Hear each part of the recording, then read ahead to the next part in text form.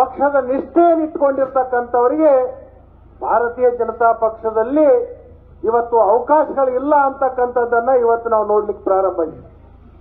ಯಡಿಯೂರಪ್ಪನವ್ರು ಮೊನ್ನೆ ಒಂದು ಭಾಷಣ ಮಾಡ್ತಿದ್ರು, ಒಂದು ಪತ್ರಿಕೆ ಹೇಳಿಕೆಯನ್ನು ಕೊಡ್ತಿದ್ರು.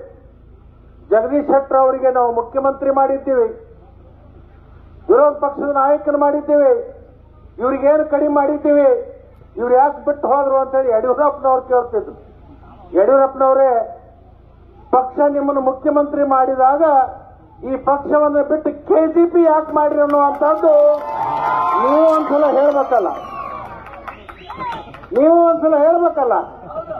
ಪಕ್ಷ ನಿಮಗೇನು ಕಡಿಮೆ ಮಾಡಿತ್ತು, ನಿಮಗೆಲ್ಲ ಕೊಟ್ಟ ಮೇಲೂ ಈ ಪಾರ್ಟಿಯನ್ನ ಮುಳುಗಿಸುವಂತ ಕೆಲಸ ಮಾಡಿದ್ದು ಯಾರಪ್ಪ ಅಂತಂದ್ರ ಮಾನ್ಯ ಯಡಿಯೂರಪ್ಪನವ್ರು.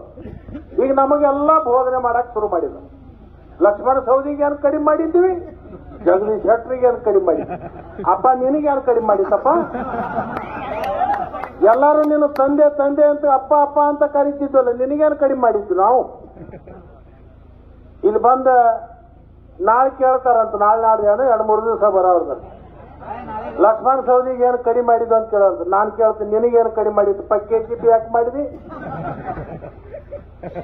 ಈ ಶೋಭಾ ಕರಂದ್ಲಾಜೆ ಅವ್ರು ನಿನಗೇನು ಕಡಿಮೆ ಮಾಡಿದ್ದಕ್ಕ? ಯಾಕೆ ಇಲಾಖೆ ಕೊಟ್ಟಿದ್ವಲ್ಲ, ಮತ್ತೆ ಯಡಿಯೂರಪ್ಪನ ಕೂಡ ನೀ ಯಾಕೆ ಕೈ ಹಿಡ್ಕೊಂಡು ಹೋಗಿಬಿಟ್ಟು ನೀ ಯಾಕೆ ಕೆಜಿಪಿ ಮಾಡಿ? ಇದಕ್ಕೆಲ್ಲ ಉತ್ತರ ಕೊಡ್ಬೇಕಲ್ಲ ಮತ್ತವರು. ನಾ ಸುಮ್ಮನೆ ಅಪ್ಪ ಅಪ್ಪ ಅಂತ ಹೇಳಿ ಗೌರವ ಕೊಟ್ರೆ ಮತ್ತೆ ನನ್ನ ತಿನ್ನಕ್ಕೆ ಶುರು ಮಾಡಿದ್ದಾರೆ. ಇರಲಿ, ಅದು ನಿಮಗೆಲ್ಲ ಗೊತ್ತಿರ್ತಕ್ಕಂಥ ಸಂಗತಿ ಇದೆ. ಟಿವಿ ಒಳಗೆ ನೋಡಿದ್ರಿ, ಎಲ್ಲದರಲ್ಲಿ ನೋಡಿದಿರಿ. ಇವತ್ತು ಭಾರತೀಯ ಜನತಾ ಪಕ್ಷ ನನ್ನನ್ನ ತಿರಸ್ಕಾರ ಮಾಡಿ ನನ್ನನ್ನ ಹೊರಗೆ ದಬ್ಬಿದ ಮೇಲೆ